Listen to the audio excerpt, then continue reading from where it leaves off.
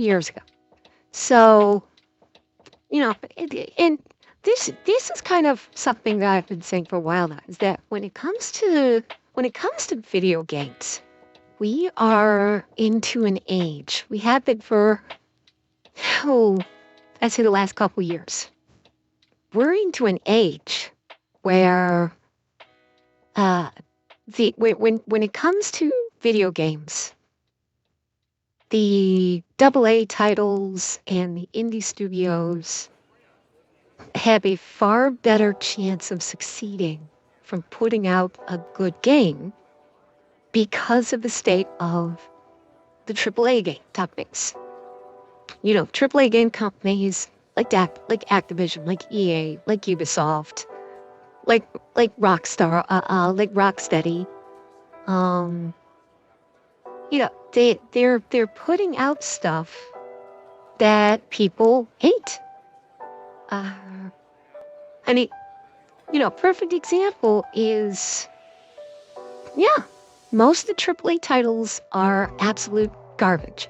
Perfect examples. Number one, Suicide Squad. Suicide Squad, Rocksteady had to actually try to put out something that bad. Like, they had to actually try, because the Suicide Squad it's set within the Batman Arkham universe from the Arkham games. Yeah, okay. So I've looked into it. I have not bought the game because, like I said, there are not many games that I buy these days. So Alex, you're familiar with the Batman games, the Arkham games, correct? Like Arkham Knight, City, Asylum. So, these were all like Batman Arkham Asylum was a, yeah. So, Arkham Asylum was the pioneer of the modern day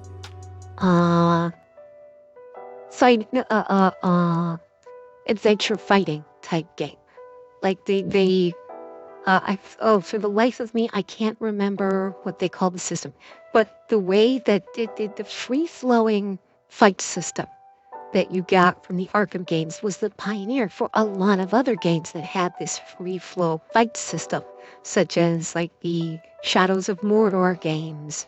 And I think there are a couple other games that have this free flow fight where you get into a fight and you're just fighting one opponent, and then you're seamlessly shifting over to another opponent and continuing an attack. And when you see an attacker about to get you, you can hit the evade button, and you will seamlessly move into an evasion and attack that other person. And it was the first time any game had this kind of fighting system, and ever since it came out, plenty of other games have integrated that kind of fighting system because it was so good and so well received. Well, the Suicide Squad this is a game that's set within that game universe. It is set within the Batman Arkham universe, which stretches across 4 games. And obviously, you're playing as the Suicide Squad. You could play as King Shark, you could play as Harley Quinn, you could play as Captain Boomerang, you could play as Deadshot. And unfortunately, Warner Brothers royally just screwed the whole thing up. It is no longer a fighting game. It is no longer a sneaking game. It is no longer a puzzle type game. It is now a looter shooter. So Suicide Squad is a looter shooter where you're basically just going over this. If memory serves, I believe it takes place in Metropolis. And obviously, because it's called Kill the Justice League, your job is to kill the Justice League. Because Brainiac has taken over all their minds. And storyline aside, it has got some of the worst storyline that you've seen in a game. The Justice League in general are treated very poorly. which pissed off a lot of fans. Batman, additionally, was treated very poorly. And bear in mind that this game was the last. Kevin Conroy did the voice of Batman for this Suicide Squad game. Now, it is not his last released role. He does have one more role. He did read lines. I believe he. Hi, Liv. We're talking about. Hi, Liv. Hi. We're talking about bad video games. Kevin Conroy. I believe he did read lines for one other project that's due to be released soon. But yeah, right now, Suicide Squad. That's pretty much dead. We know a lot of people were really pissed off with how Batman was treated by Warner Brothers in this Suicide Squad game because it was Kevin Conroy's last major role before he unfortunately passed away from cancer. So this was his last major role before he died. And a lot of people were really unhappy that, not by the fact that Batman died. I mean, granted, people, of course, are probably going to be upset purely on that, but you're playing a game called Suicide Squad Kill the Justice League, so you go into it expecting, okay, you're supposed to kill the Justice League, that's fine. It's the way in which it was done that angered so many people, because, not to put too fine of a point on it, Batman went out like a little bitch. He really did. This was set in the Arkham universe. So this was supposed to be the most quote-unquote powerful version of Batman. Because he's been through all four of the Arkham games and he takes out the Suicide Squad in the beginning of the game like they're nothing, which is quite rare. You could easily take them out. And then they basically take him out. They put him down like a dog in the game in the end when they finally get to the point where they kill Batman. And it pissed off a lot of people. But that was just one thing that pissed people off about the game. The other thing was the game was flat out boring. You have this huge map here for Metropolis, because it's all taking place in Metropolis. And you have this huge map you're working with, and it's just loud, visual. You just have shit flying at you from every different direction, and you're doing the same, 4 kinds of missions over and over and over and over again against the same 2 or 3 types of enemies. And it's just flat out boring. And the loot system is not, it's not wanting you to get the loot because it's nothing special. And it is, from everything I've heard, an absolute grind fest. You have to grind through so much of bad gameplay to get anything decent. So, that's why it's when you see what the current stats are, the play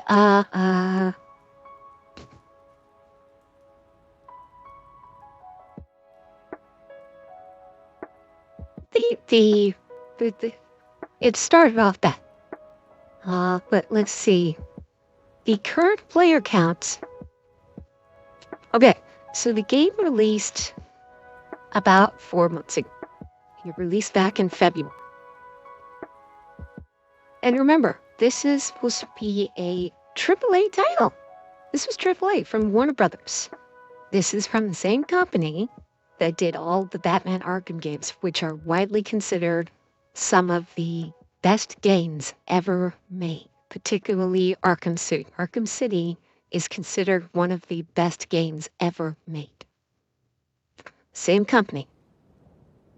They're all-time peak of player counts from 4 months ago at launch was 13,459. That was the all-time peak at launch. Current player count? 124. So in 4 months, the player count went off. The player count went off a cliff within the first couple of weeks, honestly. But right now, from things that I've heard, from watching news stuff, 124. That is the current player count right now, with a 24-hour peak of 157. Now, to give you a comparison, Batman Arkham City, and we'll say the Game of the Year edition,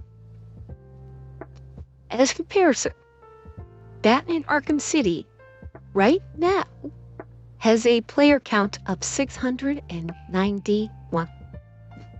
And this is an 11-year-old game. This game came out back in 2012. This is almost a 12-year-old game. And it has a higher player count than Suicide Squad. Let's look at Arkham Asylum. Arkham Asylum, the game that started it all, that came out over 14 years ago. This is a game that is over 14 years old. It has a player count right now of 461. 14-year-old game. And you know what? Just for something in our wheelhouse. Guys. Elite Dangerous. Elite Dangerous, which came out about 10 years ago. Almost not quite 10 years ago. Came out about 9 years ago. Want to take a guess what the player count is just on PC alone for Elite Dangerous? Take a wild guess. What do you think the player count is?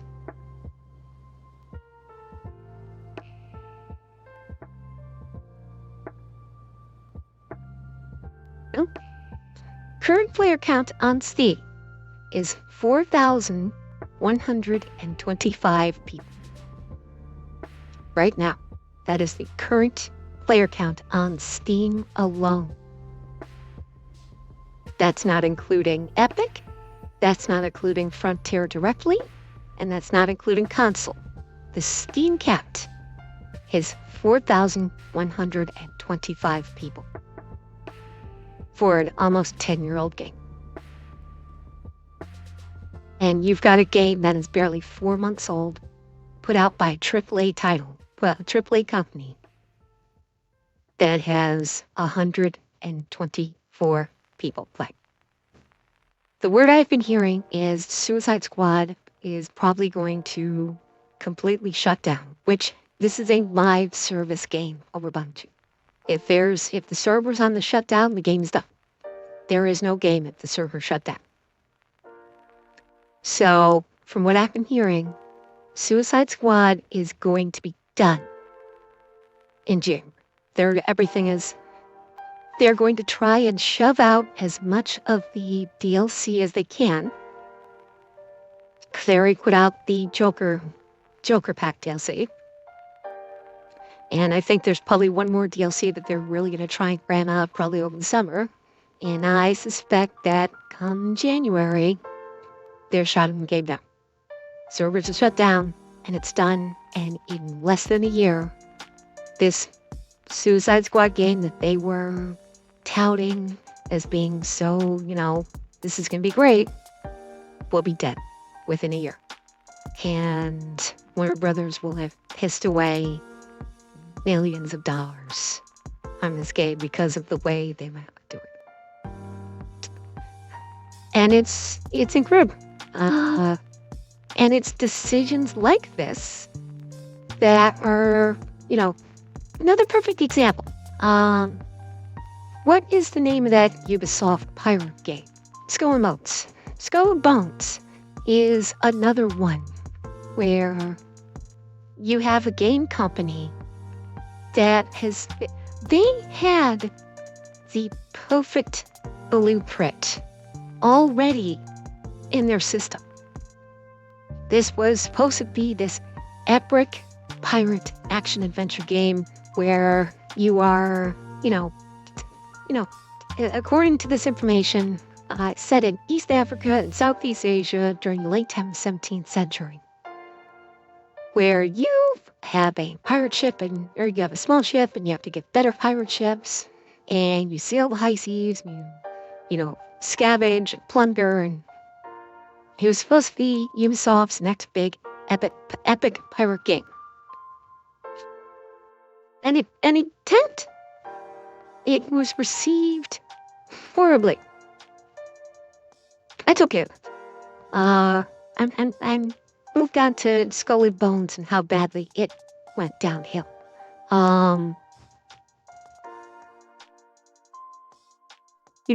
Skull and Bones, yeah,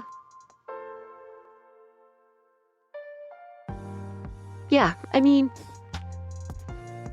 I didn't play this, but I like to watch Angry Joe for his reviews on games.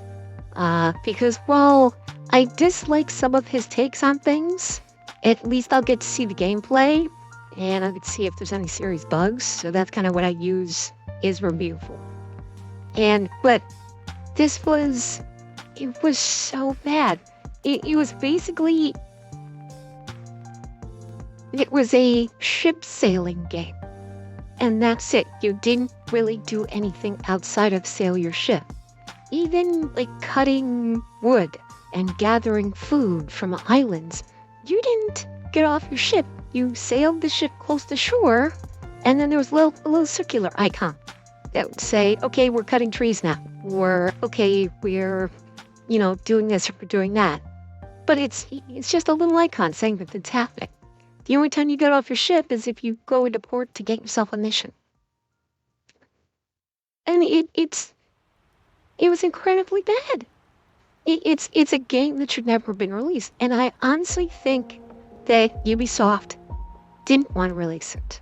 I am feeling that Ubisoft was forced to release it because they got into a deal with this with Singapore. And Singapore dumped a lot of money into Ubisoft to make this game because it takes place in Asia. So I'm guessing Singapore, or it was either Singapore or China. I forget which. One of the two. I'd say. I think. It's either Singapore or I think it was China, sunk a lot of money into Ubisoft to make this game. So I think they were forced to release it, and that's why they actually did release it. Because if it was up to them, they probably would have just shelved the game and said, nah, forget about it, we're not doing anything. But the really sad part is, they already had the tools to make a fantastic pirate game.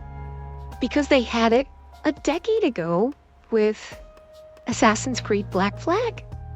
All they needed to do was use the assets from Black Flag, and they could have made a pure pirate game that could have been awesome. Because Assassin's Creed Black Flag was, at its core, a pirate game. That's what it was. You sailed the seas, you had ship-to-ship combat, you had ship-to-ground combat, you actually boarded enemy ships and fought other ships and actually took them down and either sank them or conscripted the crew onto your own or built them as part of your fleet or whatever. And you of course also did Assassin's Creed type missions, but this was a pirate game. So they had all of the assets already available in their servers. But they didn't use them. Why not? Why didn't they use them? They could have used them to make such a fantastic game. And it's decisions like that where which is the reason why I will not even consider purchasing any game out of the gate anymore. I will not purchase a game first run. I will, if I'm going to be buying a game, and I haven't bought a game in quite some time. But if I buy a new game, I'll be waiting at least 2 weeks for reviews on them to come out that I can listen to be sure, hey, is this game good? Is it a buggy mess? Is there something I should be concerned about? Bugs, server glitches, or is the game itself just a garbage or what? Because nowadays the game developer is all about, well, we'll just shove out the game as soon as possible, and then we'll fix everything after launch. Well, you missed it. I was talking about player counts for Suicide Squad, which came out only 4 months ago. The current player count for Suicide Squad is 124 players via Steam.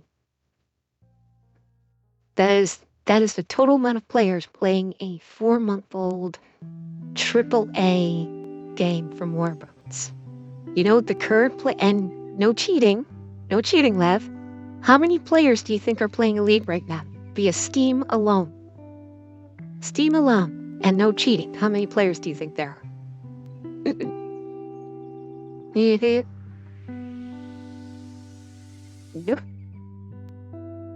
Just over 4,100 on Steam right now. I just looked. 4,100 players on Steam alone.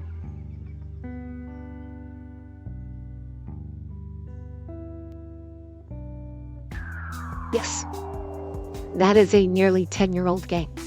So what I've been seeing is a lot of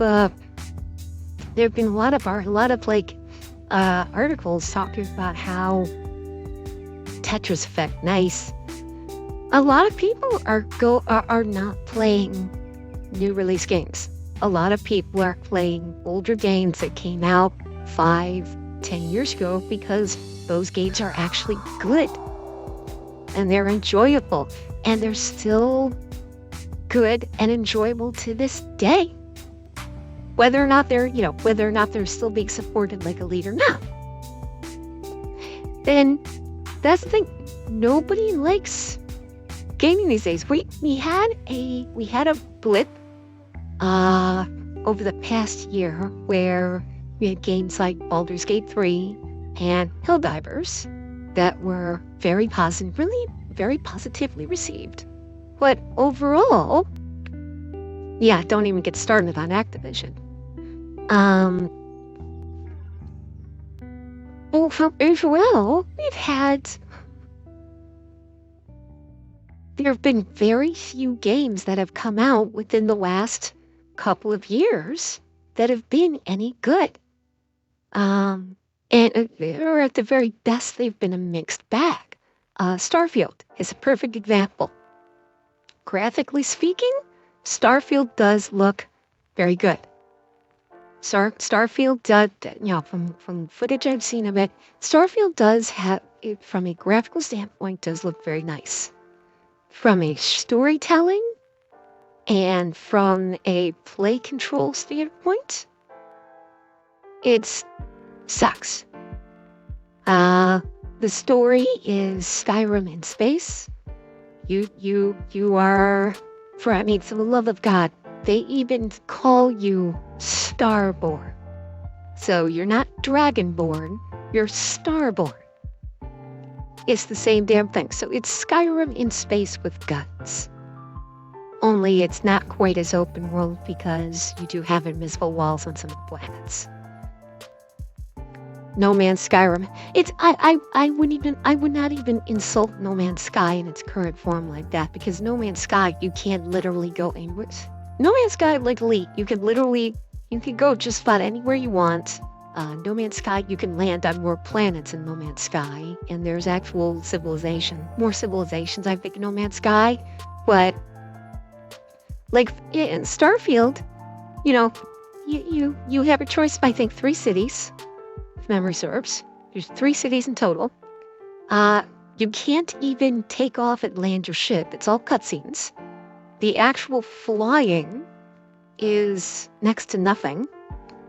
I mean, I would even go so far as to say Star Citizen is a better space type game than Starfield in this respect.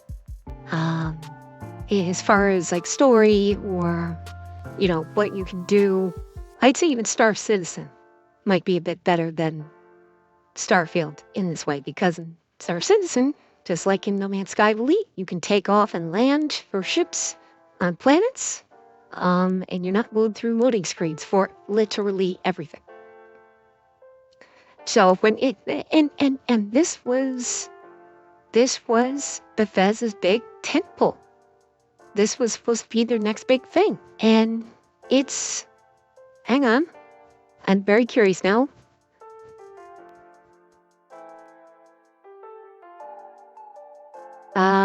Granted, I don't have the Xbox chart right now, but on the Steam anyway, Starfield has a current player count of 9,500. So this is in comparison to their launch about 9 months ago. Their peak player count was 330,000. That was their peak all-time player count, and it is now 9,500. So, yeah, we're not, the AAA studios are not putting out good stuff anymore. For the most part. Obviously, there are exceptions, namely being Baldur's Gate 3 and Helldivers. And even then, with Helldivers, obviously something has to come along and screw that up too. It was going too well. Helldivers was extremely well received, but of course Sony had to come in and screw all that up with their requirements for you must have a PlayStation username in order to play Helldivers. And then people got pissed off, and Sony backed off and said, okay, fine, you don't need to have a PlayStation.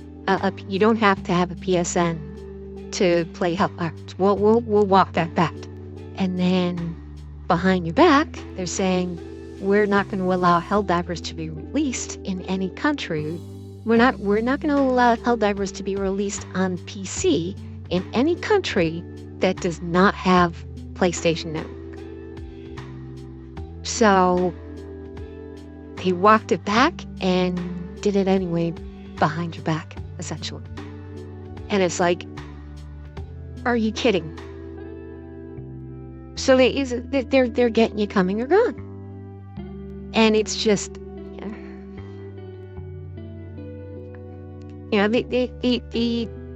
the big game companies are doing everything in their power to just step on their own feet and just screw things up. And that's why, look to these AA studios. Look to these independent studios, because they're the ones that are not constrained by big corporations with shareholders trying to dictate how everything works. And they can make the game they want to make and not be constrained by anyone except themselves. So that's how I feel about that. They, let these companies make their game, and because chances are you're gonna be surprised at how well it is.